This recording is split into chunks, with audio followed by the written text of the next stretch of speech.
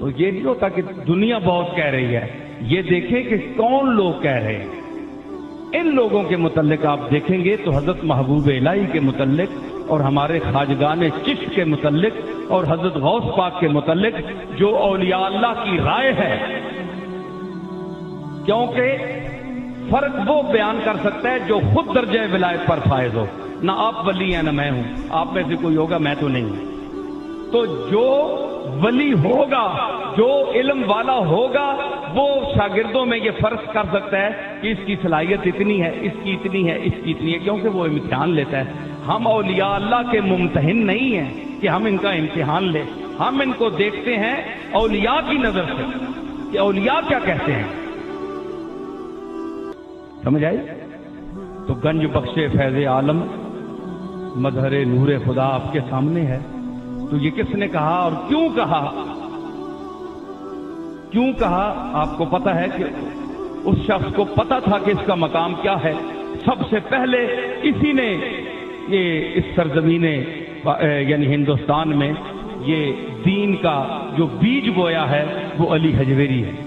حضرت سلطان المشائخ اکثر فرمایا کرتے تھے کہ کشف المحجوب کا مطالعہ خود بھی فرماتے تھے اور اپنے مریدوں کو بھی فرماتے تھے کہ کشف المحجوب پڑھا کرو۔ حضرت محبوب الہی محفل شکن تھے۔ محفل شکن کا مطلب یہ ہے کہ جس محفل میں یہ آ جاتے تھے محفل ٹوٹ جاتی۔ آپ بھائی سن رہے ہیں کہ کچھ ہوں آ کریں، سمجھ رہے ہیں کہ نہیں؟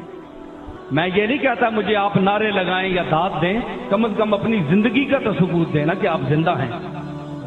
ہاں ماشاءاللہ معقول لوگ بیٹھے ہیں۔ تو انہوں نے محفل شکن تھے، محفل کو توڑ دیتے تھے۔ بڑے بڑے علم والے جو تھے دعویٰ کرتے تھے۔ حضرت نظام الدین ایک فکرے میں ان کو بند کر، ایک مثلا میں مثال دوں،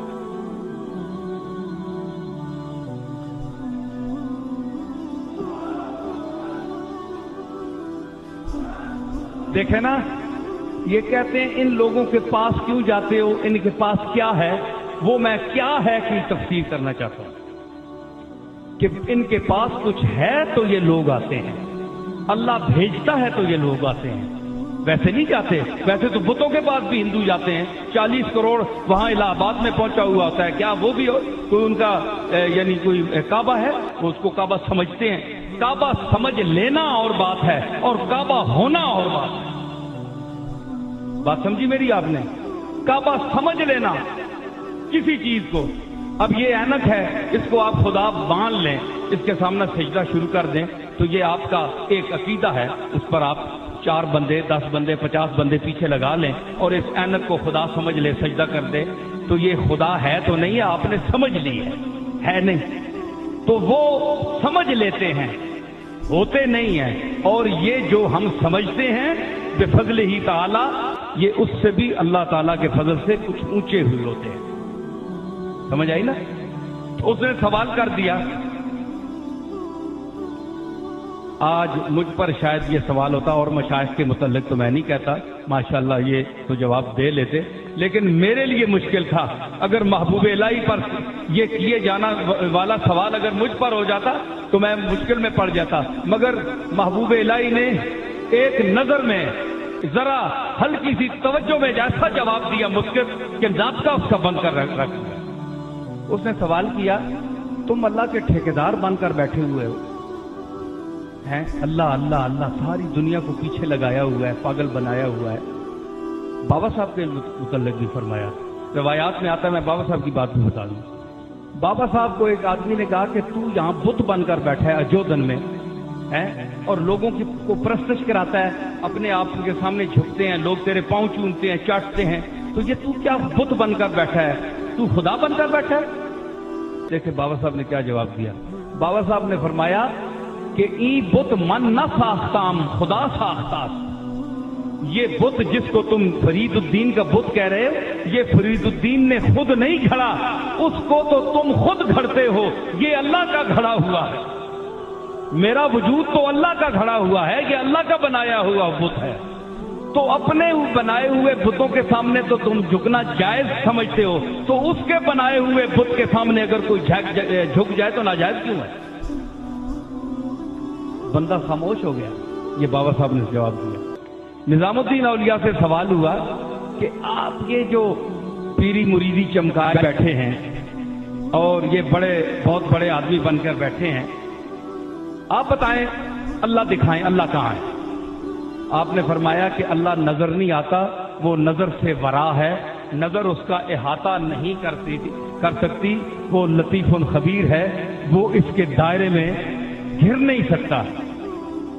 بقول اکبر، عقل میں جو گھر گیا وہ پھر خدا کیوں کر ہوا، جو سمجھ میں جو عقل میں جو گھر گیا لا انتہا کیوں کر ہوا، جو سمجھ میں آ گیا پھر وہ خدا کیوں کر ہوا۔ تو انہوں نے کہا کہ آپ اللہ دکھائیں۔ حضرت محبوب الہی نے ہر چند فرمایا کہ اللہ نظر نہیں آتا، تمہارا یہ سوال غلط ہے۔ اس نے کہا نہیں، بس آپ اللہ اللہ لگائے رکھتے ہیں، اللہ کا ٹھیکہ اٹھایا ہوا ہے آپ نے، تو اللہ مجھے دکھائیں، میں دیکھنا چاہتا ہوں۔ اب میرے جیسا کوئی پیر ہوتا تو کسی مولوی کو بلاتا، بھئی مجھے تو آتا جاتا کچھ نہیں، خطیب صاحب آئیے ذرا آپ ہی جواب دیں کہ بلا۔ تو حضرت نظام الدین نے فرمایا نہیں، میں نبی رسول اللہ کا وارث بھی ہوں، میں معین الدین چشتی کا ویسے سجادہ نشین نہیں ہوں، گدی پر بیٹھنے والا نہیں ہوں، غریب نواز کا سچا سجادہ نشین ہوں، قطب صاحب کا سچا وارث ہوں۔ فرمایا ادھر آ، تم نے چھیڑا کس کو ہے؟ محبوب الہی کو چھیڑا ہے۔ فرمایا اچھا، تو کہتا ہے کہ خدا دکھا، مجھے نظر آئے یا محسوس ہو۔ فرمایا یہ تیرا بدن ہے، تیرا جسم ہے نا، ہاتھ لگا کر مجھے بتا تیری روح کہاں ہے۔ حضرت نظام الدین نے فرمایا ہاتھ لگا کر فرما بتا، کان میں ہے؟ کہنے لگا جی ہے۔ آنکھ میں ہے؟ کہنے لگا ہے۔ ناک میں ہے؟ بھووں میں ہے۔ ہاتھ میں، بازو میں، ٹانگوں میں، ہر جگہ آپ نے چند اعضاء گنے، کہنے لگے ہر جگہ۔ فرمایا پھر ایک جگہ تعین کر، ایک متعین کر کے یہاں روح ہے اور یہاں نہیں ہے۔